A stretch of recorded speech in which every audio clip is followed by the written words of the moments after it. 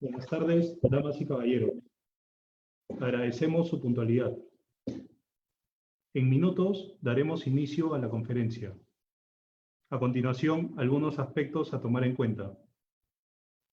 La conferencia tendrá una duración de 35 minutos. Durante ese periodo, los participantes podrán formular por escrito sus preguntas, usando el icono de preguntas y respuestas. Agradeceremos que al realizarlas incluyan la institución a la que pertenecen, país o ciudad de origen. Al término de la ponencia, iniciaremos la ronda de preguntas por un periodo de 25 minutos. Si tuvieran algún aporte o comentario sobre el tema de la conferencia, podrán emplear el icono del chat.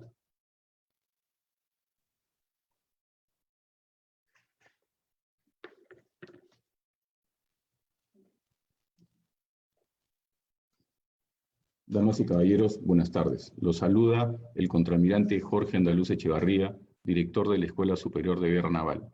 Les doy la más cordial bienvenida al segundo día de este ciclo de conferencias programadas por esta Casa de Estudios. El día de hoy contamos con la participación del doctor Freddy Vargas, reconocido profesor de la Universidad Externado de Colombia, quien nos va a hablar sobre la defensa nacional, señales de futuro post-COVID-19. Doctor Vargas, bienvenido.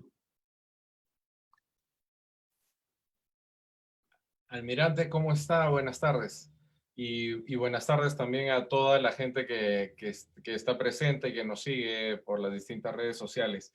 Le agradezco muchísimo la invitación a usted, a la Escuela Superior de Guerra Naval y a la Marina de Guerra del Perú, a la cual, mi patria, a la cual yo le tengo mucho, mucho cariño, donde tengo muchos amigos y donde en realidad con quienes me une muchos, muchos lazos, ¿no? Incluso le comentaba alguna vez que yo tengo una anécdota, ¿no? De que en mi caso puntual, yo nací el 8 de octubre, así que tengo una relación especial con la Marina, y mi madre es piurana, como el gran almirante Grau.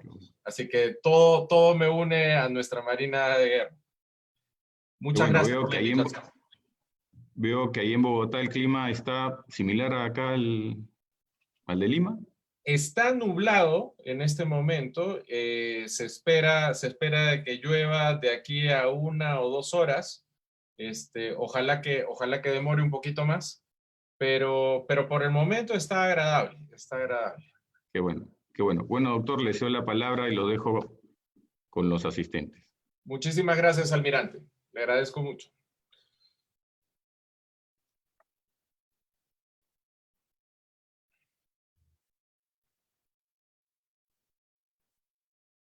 Perfecto. Listo, señores. Vamos a iniciar nuestra participación con esta exposición que tenemos respecto a señales de futuro. Y yo quería simplemente iniciar esta pequeña presentación desde un aspecto conceptual que a mí me interesa mucho que ustedes puedan entender de cara a poder apreciar algunas cosas que son importantes antes de que entremos en materia en sí. Algunos conceptos importantes desde la perspectiva. Lo primero que quiero que ustedes tengan en cuenta es qué cosa es lo que son las señales de futuro. Tenemos que entender que señales de futuro son todos los elementos que nos ayudan a tener un panorama del entorno en el corto, mediano y largo plazo. Todos estos elementos configuran lo que se llama información sobre el futuro. Y esto pues no es nuevo, sino que ya se viene estudiando por un poco más de 100 años. ¿Para qué nos sirve todo esto? Pues los marcos de señales de futuro nos sirven para la toma de decisiones, sobre todo frente a la incertidumbre, que es algo que nosotros tenemos que entender. Pero adicionalmente, y ustedes se preguntarán, ¿y cuáles son estos tipos de señales de futuro que existen? Esto también está bastante explorado tanto desde la academia como desde la práctica, y las señales de futuro se dividen en dos. Se dividen en disrupciones y se dividen en patrones. Las disrupciones son todos los elementos nuevos que aparecen con cierta, ante la incertidumbre y no son previstos o no se puede predecir directamente en todo caso. Los patrones, en cambio, cuyo tipo más famoso es uno que ustedes conocen bastante bien, que se llaman tendencias, o llamadas dentro de la academia señales fuertes, sí nos marcan un camino de pasado, presente a futuro o de presente hacia futuro. Esta revisión epistemológica, esta parte de nuestro análisis de señales de futuro, nosotros lo basamos en lo que es la escuela nórdica. La escuela nórdica es una de las que más ha trabajado sobre estos temas, sobre los temas de disrupciones y patrones y tratar de construir una epistemología. Claro que ellos no partieron de la nada, sino que la base en la que ellos desarrollaron todo esto fue la escuela, los desarrollos de la escuela norteamericana y de la escuela inglesa fundamentalmente. Pero ahora, si nosotros tenemos estos grandes grupos de señales de futuro, lo que tenemos que preguntarnos es si es que estas señales de futuro solamente nos sirven para analizar futuros lejanos. Y no, en realidad las señales de futuro nos sirven para analizar el corto, el mediano y el largo plazo. Pero lo que tenemos que entender es que para cada marco temporal nosotros tenemos un tipo de análisis diferenciado que está asociado a esta particular forma de ver las señales de futuro. Otra pregunta que nos suelen hacer es si este tipo de análisis es solo para países desarrollados. Y en realidad, nosotros, ya después de 20 años de experiencia en el tema, les podemos decir que no. Y en realidad, uno puede adaptar este tipo de análisis para cada medio geográfico y para cada contexto en el que le toca vivir. Pero no solamente eso, sino que para cada tiempo que desea preparar. Porque no es lo mismo prepararse para los desarrollos de aquí a 5 años que lo que nosotros tendremos de aquí a 10 o 20 años. Cada uno de estos, como hemos mencionado, tiene un aspecto temporal, pero también estratégico relacionado, que tiene que armarse en función de lo que uno está buscando. El segundo punto nada más, y con esto acabo la parte conceptual nada más para que tengan un marco de referencia, es el análisis por estadios temporales, porque yo ya he mencionado varias veces en los pocos minutos que tenemos que estos análisis no son lineales y no son unitemporales, no solamente nos sirven para largo plazo, sino que existen diversos análisis por estadios temporales. ¿Y para qué nos sirven? Para la toma de decisiones, como hemos dicho, ¿no? De lo que nosotros tenemos, de lo que hemos investigado y de lo que tenemos desarrollado, en el planeta existen 4 tipos de estadios temporales para el análisis con señales de futuro y con prospectiva o estudios de futuro. El primero es el análisis de emergencia, que lo que sirve es para enfrentar crisis. El segundo análisis es el de corto plazo, que está relacionado con señales débiles y todas las similares y todas las otras disrupciones similares. El tercer nivel es el mediano plazo, que se enfrenta con análisis de tendencias o señales fuertes y otros tipos de patrones. Y el cuarto tipo de estadio temporal o de tipo de análisis es el de largo plazo, que este sí se enfrenta con prospectiva y otros tipos de estudios de futuro. Lo que es importante ver de este tema es que los 4 son necesarios y los 4 tipos de análisis son necesarios para cualquier tipo de tomador de decisiones, más aún a nivel estratégico. Mejor dicho, las naciones, y eso es algo que se pueden estar preguntando ustedes, las naciones, ¿en cuál de los 4 estadios temporales deberían de pensar? Pues la respuesta es en los 4. Y los altos tomadores de decisiones tienen que tener información de los 4 estadios. El gran problema es que en general en Latinoamérica, sobre todo en la parte de gobiernos, nosotros solemos tener información del estadio 1 y 2, mas no hacemos un seguimiento ordenado del 3 y mucho menos del 4. El 3 y el 4 son muy desarrollados en muchas naciones del planeta, sobre todo naciones que tienen experiencia haciendo estos análisis estratégicos de estudios de futuro. Vamos a conversar de eso un poquito más adelante.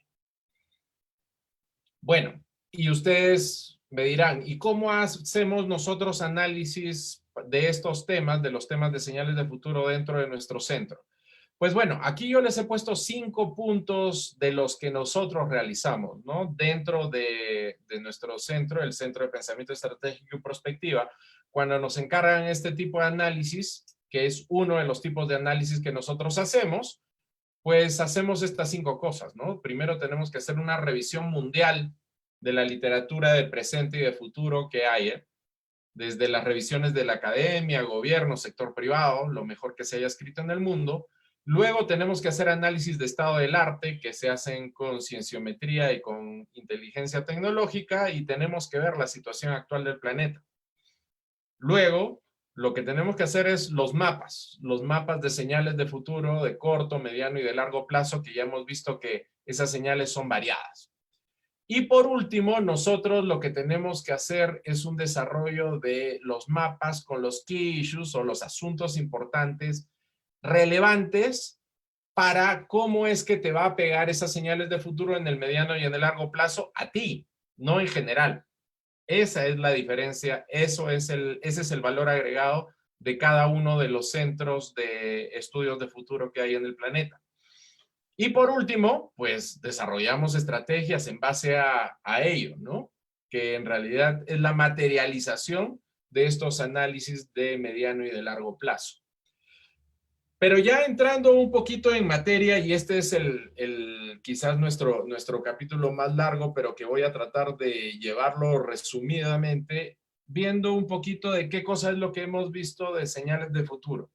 Pues, dado el pedido que nos hizo nuestra Escuela Superior de Guerra Naval, nosotros en el centro estuvimos revisando un poco los análisis que ya hemos hecho para otras fuerzas militares de la región y tratando de hacer una revisión de los últimos documentos que se han escrito en el planeta respecto al tema, pero analizándolos desde nuestros marcos mentales, desde nuestros marcos académicos. Y aquí yo solamente les voy a presentar rápidamente, no los voy a aburrir con la metodología, les voy a presentar solamente algunos de los resultados de lo que tenemos.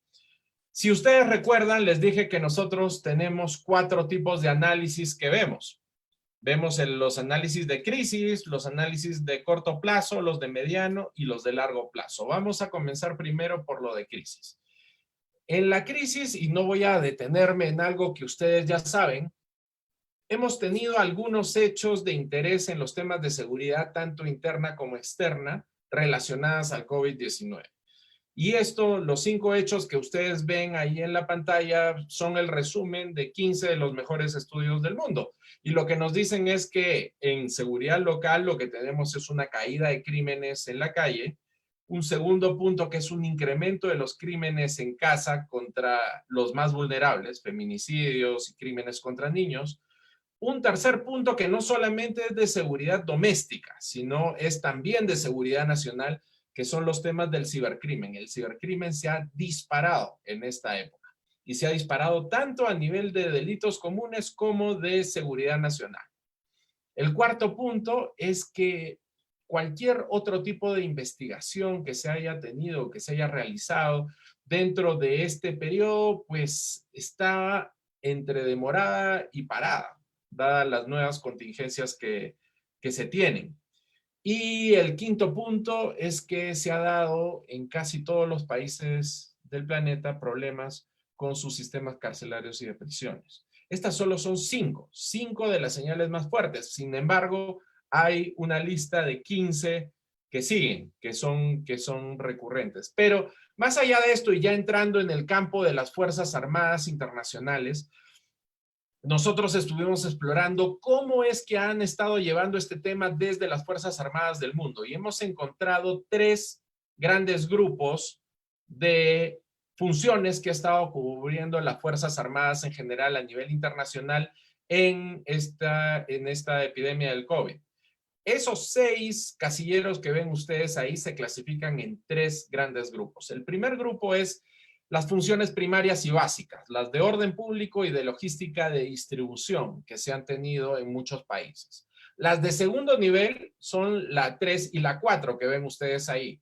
Ingeniería, porque han ayudado a las Fuerzas Armadas a la construcción de muchas instalaciones para el desarrollo de las funciones tanto sanitarias como de control a nivel de varios países, como en el tema de operaciones, que es el soporte de la Administración General de la Pandemia, que es soporte a los ejecutivos de las naciones. Y el tercer nivel que solamente han llegado algunas fuerzas armadas de la región y del planeta es, primero, dar soporte médico con médicos, hospitales de campaña y organización de pacientes, y el desarrollo de tecnología, tanto desarrollo de aparatos médicos y similares. Nosotros aquí en Colombia sabemos de que, por ejemplo, la Marina de Guerra del Perú ha estado haciendo investigación y está produciendo los aparatos, los respiradores y demás. Ese tipo de cosas son las que han estado haciendo las Fuerzas Armadas Internacionales. Sin embargo, ahí es donde viene la reflexión. Este tipo de reflexiones son las que nosotros manejamos metodológicamente. ¿Qué preguntas son las que nosotros nos tenemos que hacer en la región? Y no solamente en Perú, sino en todo Latinoamérica. La primera pregunta que nos tenemos que hacer es, ¿nuestras Fuerzas Armadas estaban en condiciones de asumir esos 6 retos, como han asumido algunas de las mejores Fuerzas Armadas del planeta, o no? La segunda pregunta que nos tenemos que hacer es, ¿cuáles de esas 6, podríamos haber cubierto con lo actual, sin hacer ningún cambio? ¿Cuántas hubiéramos podido cubrir o que hemos cubierto, literalmente, con lo actual?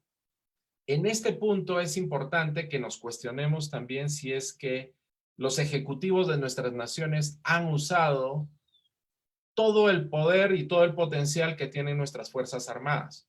Porque, por ejemplo, hay cuestionamientos en varios de nuestros países, en varios países de América Latina, si, por ejemplo, el punto 2, los aspectos de logística, y el punto de operaciones han sido suficientemente soportados por las Fuerzas Armadas. Y no porque las Fuerzas Armadas no lo hayan querido, sino porque en muchos casos los ejecutivos no lo han requerido. Y el punto 3 es, más allá ya del pasado y del presente, es cómo prepararnos para cada uno de ellos a futuro. Porque lo que sabemos es que este no va a ser el último episodio que vamos a tener de esto y vamos a tener que estar preparados para esos 6 retos, como mínimo, que hemos visto previamente.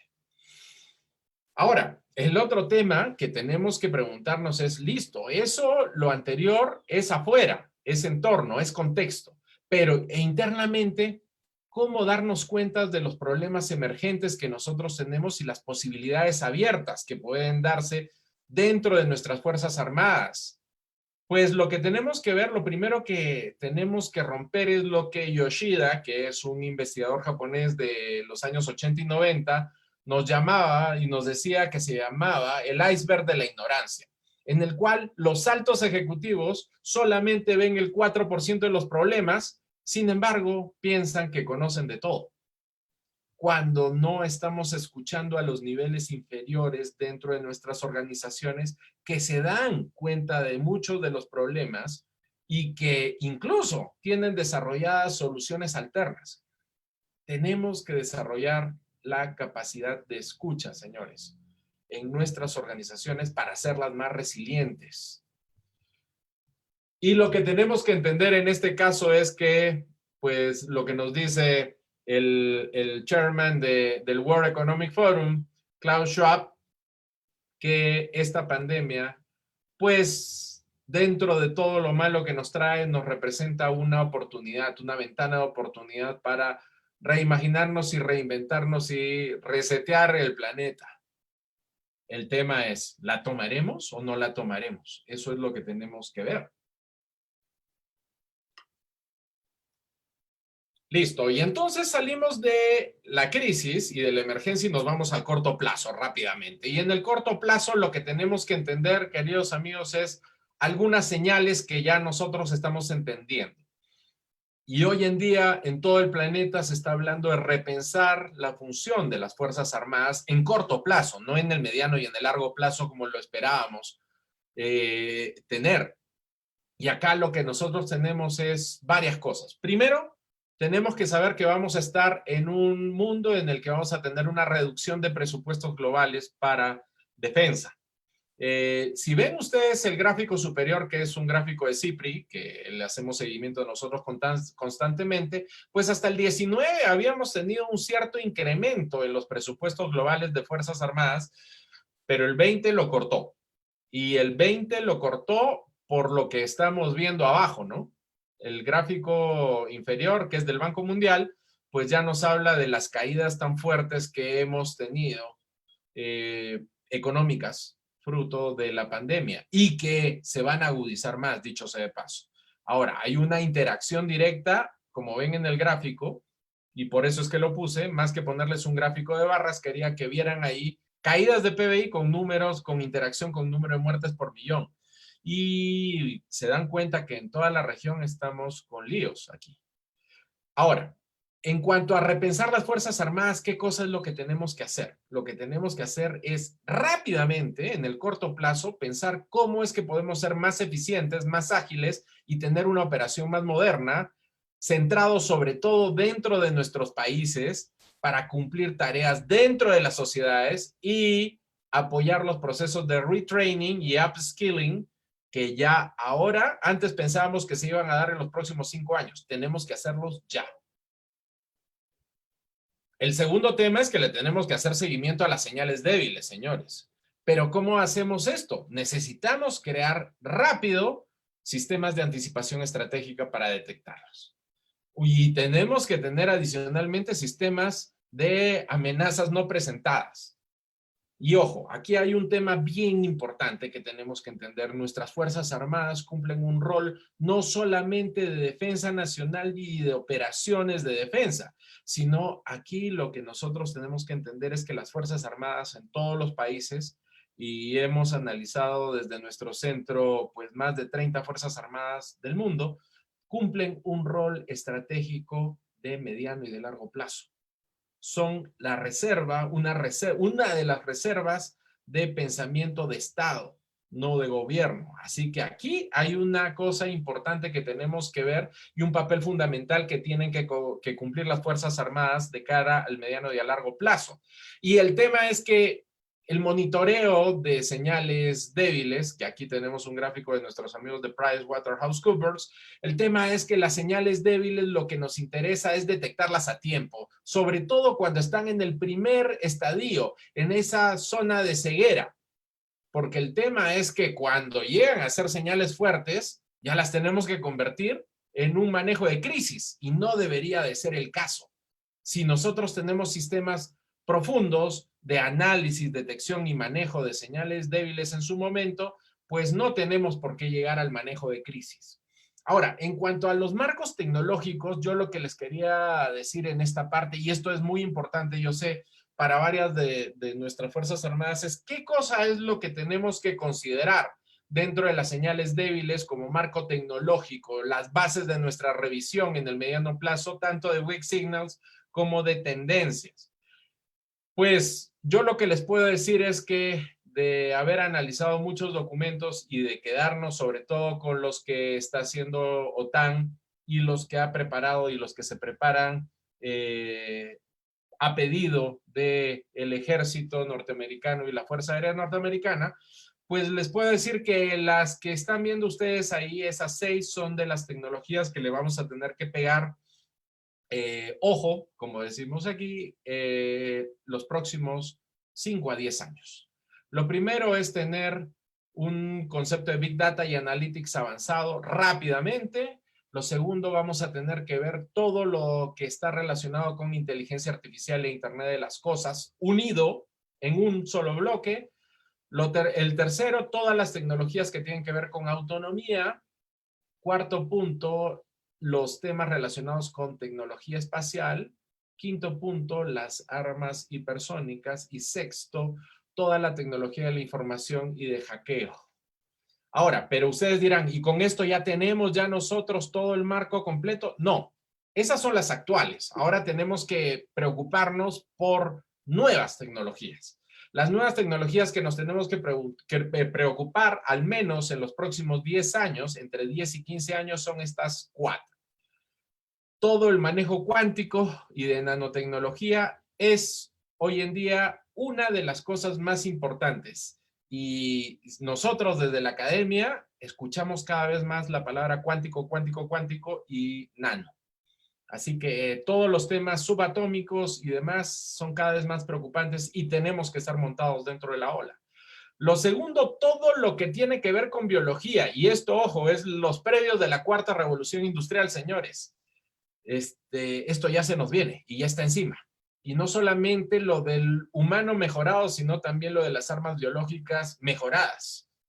Lo tercero son los nuevos materiales que hoy en día ya no son tan nuevos. En los últimos 5 o 7 años se han descubierto al menos 15 nuevos materiales que pueden ser empleados desde los temas de defensa nacional. Si no los conoces, pues estás fuera. Tenemos que entenderlo y esto se está desarrollando a una velocidad muy alta. Y por último, todos los temas de neurotecnología, que los separo del tema de biotecnología porque ya hoy en día es un campo separado. Control mental, desarrollo, ataques, son muchísimas las cosas que podríamos hablar sobre eso. Bueno, entonces, ¿cuál es nuestra misión respecto a todo lo anterior? Pues tenemos que entender 3 cosas. Nosotros tenemos, y comienzo del final, tenemos demandas internas que tenemos que atender. Pero ¿cómo las tenemos que atender? Desde comprensión de estos cambios tecnológicos que se están dando. Y por último, pues entender de que los desafíos no son menores, sino que son crecientes cada día. Vámonos al mediano plazo rápidamente desde el Trend Analysis. No voy a entrar mucho en este campo porque no tenemos mucho tiempo, pero solamente yo lo que quiero decirles es que esto se hace primero desde un análisis de megatendencias. Ahí tenemos la imagen de nuestros amigos de Sitra, del laboratorio de innovación más importante de Finlandia.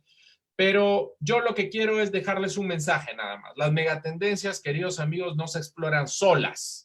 Las megatendencias son poquitas y funcionan como una constelación. Pero lo que tenemos que entender es que si esto funciona como una constelación, esta constelación tiene una configuración. Y para analizarla tenemos que hacerlo en forma sistémica. Y lo segundo que tenemos que entender es que más allá de las megatendencias existe una cosa que se llama las fuerzas primarias, que es algo que es nuevo desde los análisis académicos que nosotros tenemos. Tiene 4 o 5 años explorándose. Y estas fuerzas primarias entendemos que tienen un peso mayor que las megatendencias y que son, pues bueno, ahí tenemos estas 3 que las vemos, que son la demografía, la tecnología y la globalización, pero que no se ven solas, sino que se ven como cambios. Esto se ve como deltas, son derivadas en realidad. Y los cambios en demografía, los cambios en tecnología y los cambios en globalización, pues nos llevan a nuevos equilibrios entre las megatendencias. Y esto cambia todo el tiempo. Ahora, yo solamente les presento 2 desde el punto de vista de lo que a ustedes les atañe, que son las Fuerzas Armadas. Cambios demográficos. 4 key issues que tenemos que ver en esto. Pues lo primero, siguen habiendo más hombres que mujeres en Fuerzas Armadas, pero esto está cambiando muy rápidamente. Obviamente, el tema de la educación de la mujer y la preparación de la mujer está haciendo notar de que nuestras Fuerzas Armadas necesitan tener cada vez más mujeres que hoy en día tienen maestrías, doctorados y demás, y tenemos que incorporarlas. Algunas lo están llevando más rápido que otras de las Fuerzas Armadas. El personal activo está subiendo en edad. En Estados Unidos el promedio ya está en 35 años versus los 30 de los años 70 y se espera que llegue a 40 pronto. Más educación, pues nosotros vemos 8 de cada 10 oficiales de ejército en Estados Unidos son universitarios y 4 de 10 tienen posgrado. Sin embargo, en nuestras naciones, el porcentaje siendo menor, igual es bastante alto, bastante más alto que nuestra media latinoamericana. Y lo último que tenemos que ver en cambios demográficos es que tenemos cada vez más veteranos y personal en retiro que cuidar. Esto nos desafía de dos maneras. Tenemos que diseñar sistemas de salud y pensiones para nuestras Fuerzas Armadas que estén acorde con lo que vamos a necesitar los próximos 15 o 20 años. Y el segundo cambio que quiero mostrarles es el de los ejes de poder geopolítico. En realidad, nosotros estamos yendo a un mundo multipolar, esto ya ustedes lo saben, en el cual Estados Unidos seguirá siendo la mayor potencia militar del mundo, al menos hasta el 2040, todavía con una incógnita más adelante. OTAN seguirá siendo el equilibrio global, pero tenemos dos nuevos actores que tienen un peso global muy fuerte, que es China como una potencia naval y tecnológica en crecimiento y 14% del presupuesto mundial de armas, y Rusia, que si bien tiene solamente 3.5% del presupuesto mundial de armas, pues tiene las armas de destrucción masiva que son las únicas que le pueden hacer equilibrio a las de OTAN. Vamos a las militares. En cuanto a tendencias militares, el análisis que yo les recomiendo, hay muchos interesantes de los que se han producido últimamente porque los grandes think tanks militares del mundo todo el tiempo están produciendo esto. Sin embargo, pues le presento 6 de un análisis bastante serio que hizo RAND Corporation para la Fuerza Aérea Norteamericana y que esto se editó hace 3 meses. Solamente 6 y se las menciono nada más. Las Fuerzas Armadas en Estados Unidos van a decrecer. Lo segundo es que se está dando una profesionalización y modernización de esos países cercanos, de los pares cercanos que estábamos viendo, sobre todo Rusia y China. En el caso de los de segundo nivel se están dando estrategias asimétricas, pues en realidad no tratan de desarrollar todo su potencial porque no pueden y no tienen presupuesto. Sin embargo, se están concentrando en algunos aspectos específicos de su estrategia militar. Por ejemplo, Norcorea invirtiendo en las armas de destrucción masiva, Irán apostándole casi a lo mismo, etc. Los adversarios potenciales casi en una mayor medida están usando las tácticas de zona gris, que no se las voy a explicar porque ustedes lo conocen bastante bien. Ese es el ataque sin atacar. La quinta es el deterioro del monopolio de la violencia. Cada vez los países y las naciones tienen menos monopolio de la violencia y aparecen nuevos actores que no son nacionales. Y sexto, el tema de disrupción tecnológica profunda, sobre todo por los temas de inteligencia artificial que nos están llegando rápidamente. Ahora, el tema es que ustedes se preguntarán, hasta ahí hemos visto mediano plazo, ¿y el largo plazo cómo se hace? Eso se hace con una cosa que se llama Military Foresight o perspectiva militar, señores. Y esto, pues, no hay ningún secreto, esto de aquí es abierto. Los estudios de futuro, señores, se preocupan de estos temas desde 1910, solamente de que esto no es conocido por la mayor parte de la población. Las 4 escuelas más grandes que han estado viendo esto es primero el Forecasting y el New Forecasting de los norteamericanos, el Foresight de Reino Unido y Europa continental, la escuela de prospectiva desde Francia y por último los nuevos modelos deterministas voluntaristas que son un mix que se dan en Asia y en Oceanía. Nosotros en Latinoamérica pues tenemos también lo nuestro. Tenemos nuestra base, es el modelo prospectivo voluntarista latinoamericano, que en realidad, pues nosotros lo llevamos dentro de nuestro centro, del Centro de Pensamiento Estratégico y Prospectiva, pero no somos los únicos que lo llevamos, ojo. Esto también se lleva desde un par de escuelas más, el TEC de Monterrey, y hay una organización de gobierno en Brasil que también lleva esto. Ahora, claro, nosotros lo que hacemos en estos temas de prospectiva y demás en la región es muy poquito y muy pequeño al lado de lo que hacen las naciones desarrolladas. ¿Cuánto deberíamos de hacer? Muchísimo más, obviamente. ¿Pero de quién depende? Pues depende de nuestros actores, nuestros altos tomadores de decisiones que asuman que estas cosas son necesarias y que son importantes para las naciones. Solamente para que vean ustedes, les pongo acá nada más la pantallita del día de hoy.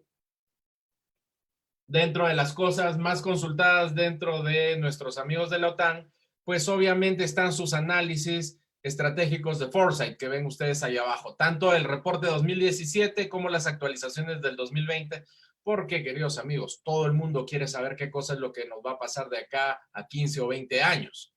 Y mucho más aún cuando entendemos, y esto es un gráfico del top de innovación del mundo, de los 10 países más innovadores del mundo, mucho más cuando entendemos que los gobiernos de 9 de las 10 naciones más innovadoras del planeta están montadas en estos procesos. Así que, ¿cómo podemos ignorarlos? No podemos ignorarlos. Por último, nada más. Yo lo que quiero es que nosotros tengamos esto. Algunos asuntos de interés, porque ustedes dirán, bueno, hasta ahorita todo lo que hemos dicho, pues, ¿y cómo nos pega a nosotros? ¿Qué cosa es lo que tendríamos que hacer? Yo lo que les recomendaría es que ustedes exploren dos cosas. Primero, ver cómo es que hacemos trabajos de integración tecnológica en la operación de todas estas nuevas herramientas que tenemos. O sea, desde el análisis predictivo, lo de biometría, que es una cosa absurda cómo se está desarrollando. Hoy en día ya no les voy a decir que se puede detectar a distancia a una persona solamente viendo el latido de su corazón, entre otras cosas. Los nuevos materiales, el Internet de las cosas, la incorporación de robots, drones y demás dentro de nuestros mecanismos de defensa. Y este gráfico se los pongo ¿por qué? Porque lo que quiero que ustedes entiendan es que no basta tener el primer nivel de estos análisis, porque en cuando nosotros hacemos análisis estratégico con algunas de las Fuerzas Armadas, todos nos dicen que tienen Big Data y que tienen Analytics. El tema es ¿qué nivel tienen? Porque si tenemos solamente el primero o el segundo nivel de colección de Big Data, no tenemos nada, señores. Hoy en día, lamentablemente, tenemos que llegar al quinto o al sexto nivel para poder tener sistemas robustos que puedan dar soporte a la toma de decisiones. Y lo otro que tenemos que entender, queridos amigos, es que tenemos que hacer inteligencia tecnológica y inteligencia tecnológica de verdad. Por ejemplo, ahí ustedes ven, ¿se acuerdan que les estaba hablando de los nuevos materiales? Pues bueno, ahí están los materiales del llamado Hyper Steel, que es los materiales que te ocultan totalmente, ya tipo las capas de invisibilidad, ¿no? Y miren cómo él se está cubriendo un avión. Y estas cosas se usan en guerra. O por ejemplo, no les presento más, solamente esto de aquí, por ejemplo, lo de las máquinas autónomas eléctricas. Hace un par de semanas ya salió al mercado este de aquí, que ustedes deben de haberlo visto, algunos de ustedes, que son los nuevos tanques autónomos y eléctricos.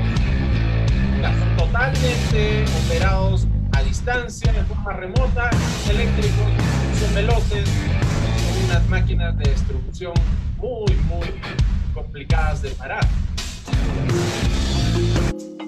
Pero ¿y cómo hacemos esto? Pues tenemos que hacer cienciometría, señores, tenemos que hacer inteligencia tecnológica. Tenemos que entender de que si no hacemos estas revisiones globales, no vamos a hacer nada.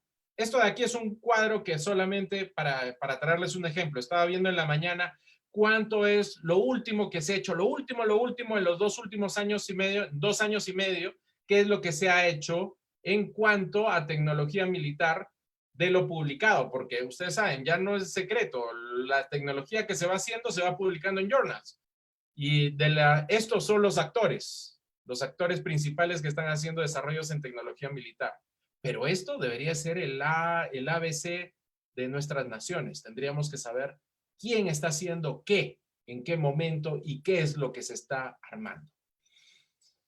Pero todo esto, queridos amigos, no queda sino en buenos deseos si nosotros no tenemos las capacidades y habilidades requeridas del oficial de Fuerzas Armadas del futuro. No voy a entrar a detalle en cada una de las cosas, solamente les tengo que decir de que necesitamos un nuevo perfil de oficial para el futuro. Un oficial mucho más preparado tanto en soft como en hard skills. Tenemos que cambiar nuestros sistemas de reclutamiento y de retención de talento y necesitamos capacitación avanzada de otro nivel. Conclusiones. Yo solamente voy a darles 2 grupos de conclusiones. Queridos amigos, necesitamos sistemas de anticipación estratégica que cubran la incertidumbre. Necesitamos sistemas de monitoreo de disrupciones y patrones, sistemas de generación de escenarios de futuro, laboratorios de inteligencia tecnológica y cienciometría, y necesitamos sistemas de riesgos emergentes. No podemos tener uno, tenemos que tener los 4. Si no, estamos fuera.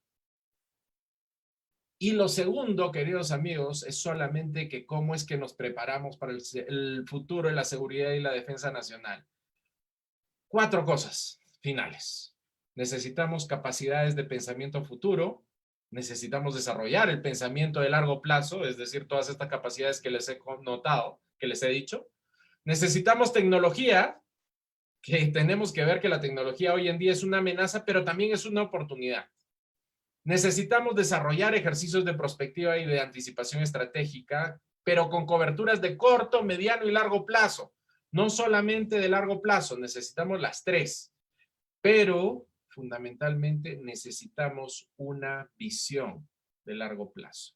Solamente finalizo diciéndoles, invitándolos, nosotros estamos en la Universidad Externada de Colombia, como saben muchos de ustedes, pues tenemos 25 años viendo estos temas, somos uno de los 3 centros académicos que analiza estos temas en la región y damos soporte tanto a organizaciones como a gobiernos en estos temas y estamos en las redes más grandes de estudios de futuro del planeta. Nada, y estamos ahí para servirlos en cualquier cosa que ustedes necesiten. Y les agradecemos mucho por habernos escuchado.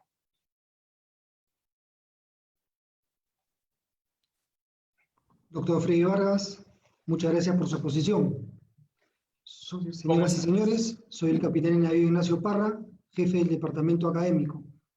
A continuación voy a dar lectura a las preguntas recibidas. La primera pregunta es del mayor César Gustavo Ramos Lozano, del Ejército Mexicano.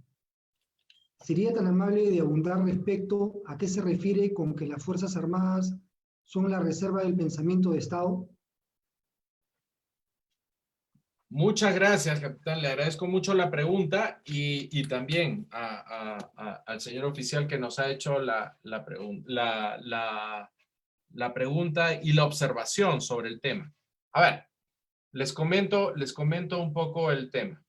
Nosotros tenemos que asegurar dos tipos de pensamiento de largo plazo dentro de la región. Nosotros tenemos que asegurar nuestro pensamiento estratégico de largo plazo desde el Ejecutivo, porque el Ejecutivo en nuestra región tiene que comenzar a pensar en largo plazo, pero eso no va a estar completo si nosotros no tenemos otra base y otro sustrato al costado, que es el pensamiento de largo plazo desde nuestras Fuerzas Armadas. Las Fuerzas Armadas se mantienen permanentemente, no cambian de gobierno a gobierno.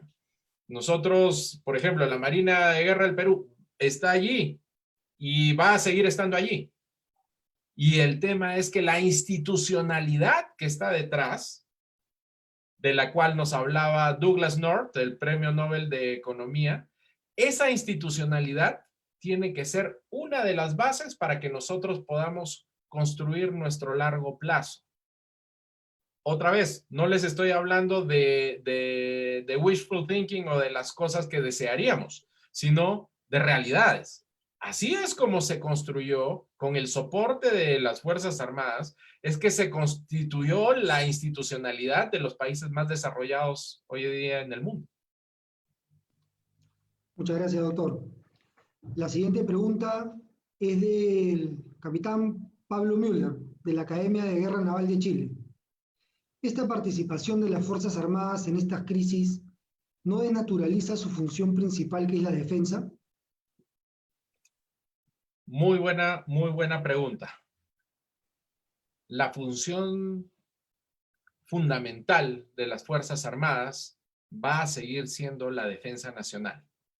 Sin embargo, hoy en día en todos los análisis no hemos encontrado un análisis importante del planeta en el cual no se entienda de que las Fuerzas Armadas tienen un doble rol hoy en día. Primero, el tema de asegurar la defensa nacional, pero entender todos estos aspectos en una forma global. Y los aspectos en la forma global que tenemos que entender es que la seguridad nacional va mucho más allá de simplemente la defensa del territorio. La defensa del territorio es fundamental, pero también tenemos que tener una mirada interna cada vez más fuerte. Esto ya está trabajado desde múltiples documentos, por ejemplo, del Pentágono, que ustedes los pueden descargar, que están en línea, y documentos de OTAN muy importantes en los cuales se lleva a las Fuerzas Armadas a repensar sus roles de mediano y de largo plazo. Porque ahora tenemos muchas más amenazas que solamente las de defensa del territorio. Muchas gracias, doctor. La siguiente pregunta es del almirante Hugo Arévalo.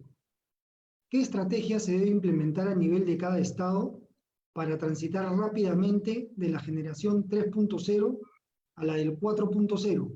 Es decir, incorporar la revolución digital en todas las actividades del Estado y de la actividad privada. También una muy buena pregunta. Pues mi consejo sería salir de esos campos. ¿Se acuerdan que les mostraba un análisis de cuáles son la toma de decisiones y que unas eran las de crisis y otras eran las de corto plazo? La mejor manera en la que podemos entrar a esto, a todos los fenómenos que vamos a tener en los próximos 30 años, y en realidad con especial énfasis en los próximos 10, es aplicando el estadio 3 y 4. Tenemos que comenzar a mirar ordenadamente, hacer un análisis de mediano y de largo plazo. El de mediano viendo los patrones de hacia dónde estamos yendo, y el de largo plazo haciendo prospectiva y estudios de futuro, de hacia dónde queremos ir. Esto no, otra vez, no es ningún secreto. La organización que más trabaja estos temas de lo que decía, lo que nos preguntaban del 4.0 a nivel mundial, es una que se llama World Economic Forum, que es la que está viendo los patrones de lo que va a ser la revolución industrial del 4.0 y que ya se nos vino encima. Pero el tema es que si nosotros no diseñamos primero visiones antes de diseñar estrategias para atacar estos temas, estamos fuera. Muchas gracias, doctor. La siguiente pregunta es del capitán de fragata Pedro Iriarte. ¿Considera que las Fuerzas Armadas deben modificar sus roles primarios para enfrentar las señales de futuro post-COVID y de esta manera reevaluar los presupuestos reducidos que se pueden enfrentar? Justamente es lo que les presentaba del cuadro del análisis de la OTAN. Este cuadro de lo que les mencionaba del análisis de OTAN que ha sido liberado hace 3 meses, justamente dice eso. Lo que nos dice ellos, lo que nos dice Rand, lo que nos dicen varios de los mayores analistas del mundo es, señores, estamos en un mundo de presupuestos escasos, necesitamos mayores eficiencias y necesitamos reevaluar los roles, porque el tema es que vamos a tener que designar unos presupuestos y un análisis a todo lo que es amenazas externas, muy fuerte, pero vamos a tener que destinar asimismo la cobertura de esas 6 cosas que les dije que vamos a tener que hacer como Fuerzas Armadas al interior de nuestras naciones.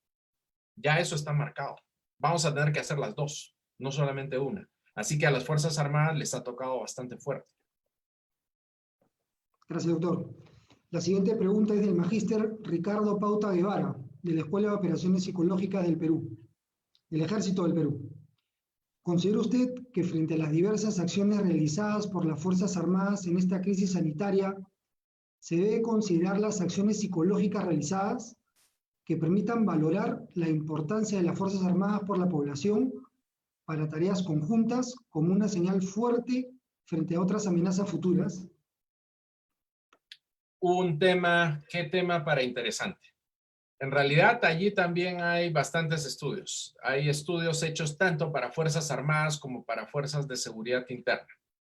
Y le comento cuál es el tema. Ahí el punto es, nosotros tenemos que mantener un posicionamiento de nuestras Fuerzas Armadas cercanas a la población. La población las tiene que sentir suyas. La población tiene que sentir que puede confiar en ellas, porque una de las características desde el punto de vista psicológico más fuertes que se tienen en épocas de alta incertidumbre es que no tienes de dónde agarrarte. Y el tema es que nosotros lo que tenemos que entender es que allí hay un rol muy importante que tienen que cubrir las Fuerzas Armadas y las Fuerzas de Seguridad Interna. ¿Cómo se hace eso?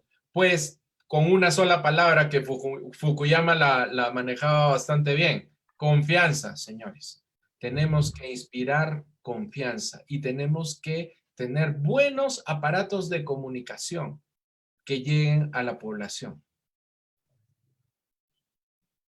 Muchas gracias, doctor. La siguiente pregunta es del capitán de navío Giovanni Loret de Mola, del programa Alto Mando Naval. ¿Cómo fortalecer las capacidades de defensa y seguridad en los países emergentes de la región, considerando el severo déficit y restricción presupuestal por el impacto del COVID-19? ¿Y en qué medida las adquisiciones duales serán una alternativa de solución para la adquisición y reposición de material futuro? También es una buena pregunta. El Einstein, lo que nos decía, tenía una frase célebre que lo que nos decía es la materia mejor distribuida en el mundo es la materia gris. En realidad, nosotros lo que tenemos que hacer es, uno, sabemos que vamos a tener menos presupuestos y los presupuestos van a estar recortados. Pero, sabiendo eso, nosotros lo que tenemos que hacer es actuar inteligentemente. Si en los países desarrollados se está llamando a sus ejércitos a tener eficiencias del más alto nivel, y no solamente operativas, sino también estratégicas, pues lo mismo tenemos que hacer nosotros. Si yo le tuviera que meter algo, y yo les digo ahí a título personal como asesor en estos temas, yo lo que les diría es destinen un poco de sus recursos a estos temas, a los temas de seguimiento de señales y de seguimiento de mediano y de largo plazo, para que puedan estar preparados para las amenazas futuras. Ahora, el tema es que uno diría, sí, pero no tengo dinero para comprar todo ese armamento de última generación. Lo que tienes que hacer es al menos conocerlo. Y tienes que conocer cuál es la amenaza que tú tienes de no implementar cosas. Ahora, lo último, en lo de las adquisiciones. Los próximos años van a ser un poco complicados en cuanto a adquisiciones militares. ¿Cuántos? Pues se estima, ya ahí me salgo del ámbito militar, estoy en temas de presupuesto nacional, se estima que los próximos 3 o 4 años van a ser complicados en toda la región. Muchas gracias, doctor. La siguiente pregunta es del capitán de corbeta Reinhold, de la Armada Argentina, cursante del curso de Comando de Estado Mayor. Quería saber si en alguno de los modelos de corto, mediano o largo plazo que se haya realizado hasta el momento se concluyó o diagnosticó el presente actual.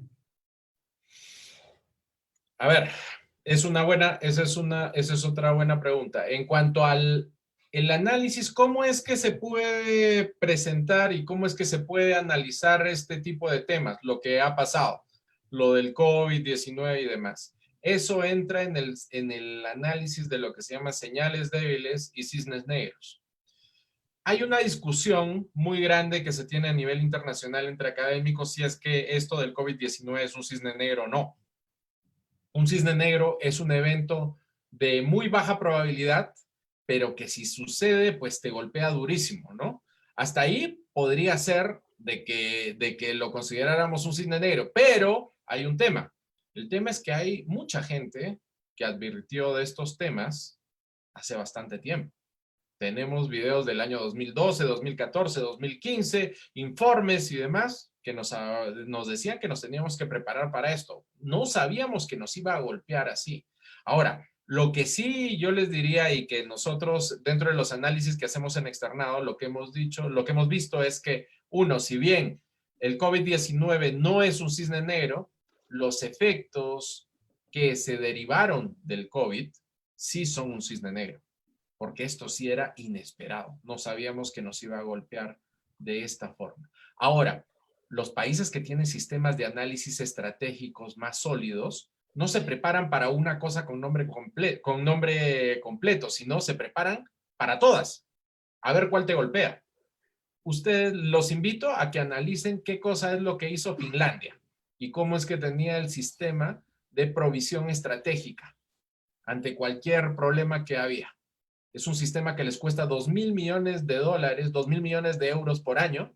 Sin embargo, ahí adentro, ¿qué cosa era lo que tenían? Tenían guardados respiradores, máscaras, comida, entre muchas otras cosas. Ellos no sabían que les iba a venir el COVID, pero estaban preparados para lo que viniera. Muchas gracias, doctor. La siguiente pregunta es del profesor Jorge Gatica, de la NEPE Chile. Me gustaría que hiciera una precisión conceptual. Dado que en esta disciplina que tanto nos fascina aún hay distintas escuelas, fuentes y aproximaciones, ¿cuáles son las diferencias o similitudes que usted identifica entre anticipación estratégica, prospectiva e inteligencia estratégica? ¿O están contenidas unas en otras? Bueno, un saludo primero para Jorge Gatica, que es un gran académico chileno que tengo el gusto de conocer.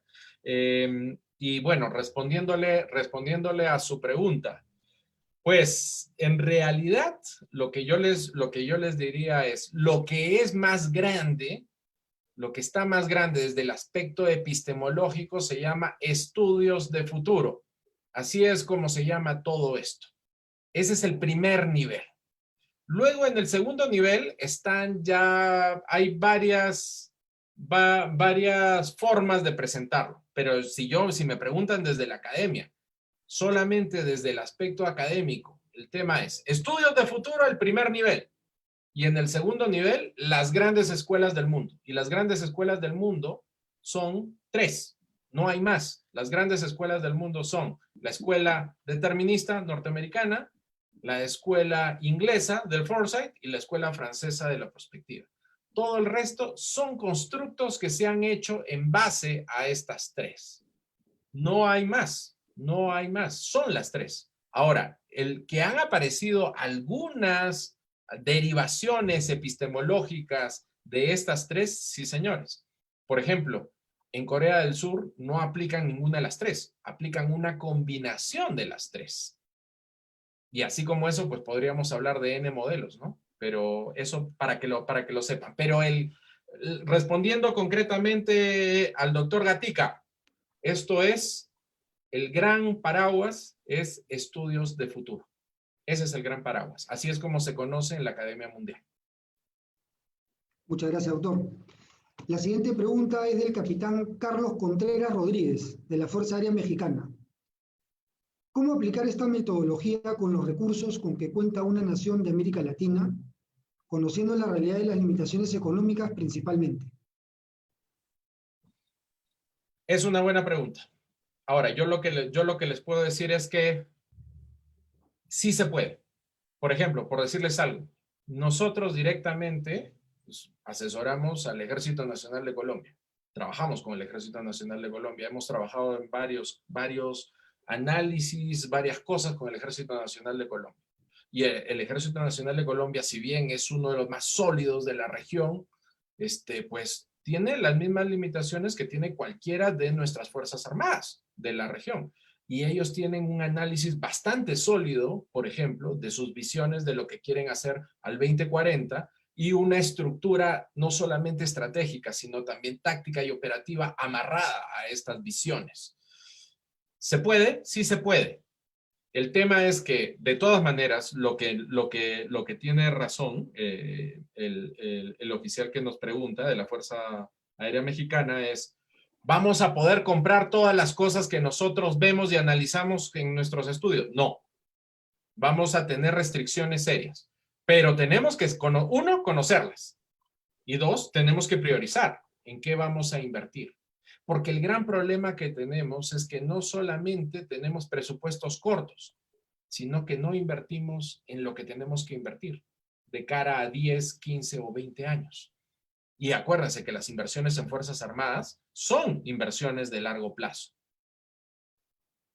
Muchas gracias, doctor. Voy a dar lectura a la última pregunta. Es del coronel Alves da Costa del Ejército Brasilero. ¿Cómo mira usted el tema del mal empleo de las Fuerzas Armadas por desconocimiento de posibilidades y limitaciones de fuerzas, así como del debido direccionamiento ideológico de ellos? En cuanto a lo que dicen del mal empleo, justamente por eso es que es tan importante la institucionalidad de nuestras Fuerzas Armadas. Las Fuerzas Armadas, como les digo, son uno de los recaudos más fuertes que tenemos de institucionalidad en nuestras naciones. O sea, y esto les digo, no les estoy hablando desde el punto de vista político o geopolítico, hasta desde el punto de vista económico. Ustedes pueden leer los libros de Douglas North, los papers de Alesina, ustedes pueden ver muchas cosas ahí. Nuestras Fuerzas Armadas son un recaudo de institucionalidad que tenemos que cuidar y que tenemos que preservar. Ahora, el tema es que el uso, en cuanto al uso, ¿se ha hecho uso eficiente de los 6 cancilleritos que hemos visto, que vimos en la mitad de la presentación para cubrir el COVID? En mi modesta opinión, y ahí sí hablo a título personal, no. Nosotros creemos que se ha podido trabajar mucho más con los potenciales que tenemos desde nuestras Fuerzas Armadas de la región para cobertura del COVID. Los ejecutivos, en todo caso de los países, o sea, el gobierno central, no ha hecho todo el uso que ha debido de hacer de los potenciales que ha tenido la Fuerza Armada. Los temas ideológicos, pues eso es un poquito más complicado. También hay papers respecto a eso. Y la respuesta nada más, les doy una respuesta desde lo que piensa el ejército norteamericano. ¿Cuáles son las ideologías que tienen que estar en el ejército norteamericano? Por ejemplo, que ellos lo dicen. Todas y ninguna. Porque desde el ejército norteamericano como ejército norteamericano no puede haber ideología. Sin embargo, todas las ideologías dentro de lo que piense la gente, de lo que piense cada uno de los oficiales, tiene que ser respetado. Porque por algo somos países democráticos. Eso sin perjudicar la línea de mando, que tiene que ser muy fuerte y que otra vez tiene que ser institucional y tiene que ser totalmente neutra. Porque las Fuerzas Armadas lo que hacen es cuidar a las naciones. No tienen roles partidarios. Doctor, muchas gracias por absolver las preguntas. A continuación, doy pase al señor contraalmirante Jorge Andaluz Echevarría, quien dará las palabras de cierre. Doctor Vargas, muchas gracias por estar con nosotros, por acompañarnos el día de hoy una vez más, por su colaboración con esta Casa de Estudios. Realmente ha sido muy claro el panorama que nos ha presentado sobre las señales de futuro del COVID en relación a la defensa nacional. Yo quería agradecer a una persona que usted bien conoce, al doctor Francisco Mojica, ¿no?, director del Centro de Pensamiento Estratégico y Perspectiva de la Universidad External de Colombia, quien ha posibilitado también la realización de esta conferencia. Claro que sí, ¿no? Y almirante, yo primero agradecerles muchísimo de esto que hemos podido ver. Y bueno, el doctor Mojica, que es el director general de nuestro centro, pues es una persona, como sabe usted, de los prospectivistas de primera generación que hubo en la región, de los cuales ya nos quedan pocos que estén todavía en servicio. Pero el doctor Mojica creo que ha hecho un gran legado a la región y una gran colaboración que ha tenido con varios gobiernos, con varias organizaciones a lo largo de 40 años de trabajo. Yo le agradezco muchísimo, almirante, a su escuela, a la Escuela Superior de Guerra Naval, que siempre está tratando de ver temas estratégicos y de largo plazo. Y nada, siempre a disposición de ustedes, feliz de la vida de poder colaborar con nuestra Marina y en general con nuestras Fuerzas Armadas. Muchas gracias y espero que cuando las condiciones cambien, tenerlo a los dos presentes acá en la Escuela Superior nuevamente. Así será. Muchísimas gracias. Bueno, damas y caballeros, antes de despedirme quisiera enviarle un afectuoso saludo a los alumnos del curso integral de Defensa Nacional de la Escuela Superior de Guerra de General Rafael Reyes Prieto de la República de Colombia, ¿no? A la Escuela de Comando y Estado Mayor de la República de Bolivia, a la Escuela de Guerra Naval de Argentina, a los elementos de la sección segunda del Estado Mayor y elementos de la Dirección de Sanidad de la Armada de México, y a la Asociación de Agregados Navales de México y de Colombia, quienes nos han acompañado el día de hoy. También a los egresados del curso CEDIAC y a la planta académica del programa de alta dirección de la Universidad de Piura que nos han acompañado hoy día. Los invito el próximo miércoles a la misma hora a poder presenciar la conferencia del capitán de navío Sanidad Naval, Manuel Laca, que nos va a hablar sobre la sanidad militar en tiempo del COVID. Como ustedes saben, el Perú es el país número 8 en cantidad de contagiados por COVID.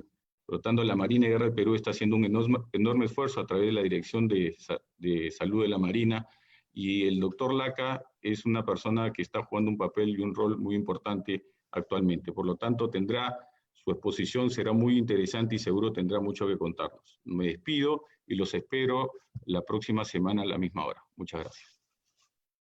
Gracias.